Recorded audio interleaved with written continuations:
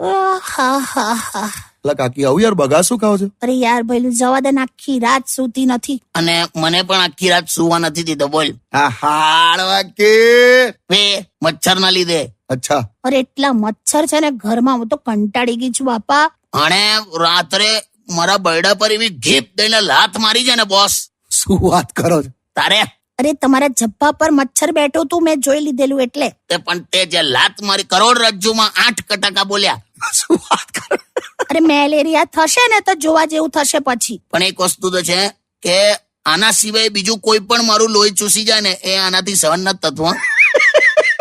તમે આવું આ રીતે લો છો આખી વાત? એટલે મસ્તી કરી, પણ તે કેટલી આખી રાત તે મચ્છર પાછળ કાઢી, ચંપલ લઈને આમથી આમ જાય આમથી આમ, પણ મચ્છરે ના મર્યું અને આખી રાત તું ઊંઘીએ નહીં. કઈ નહીં, પણ મેં મચ્છરને પણ ના જ ઊંઘવા દીધું ને. એટલે આ વાતનો તો કઈ ગર્વ હોય? છોડો ને, કઈ નહીં, એ તો મારી રીતે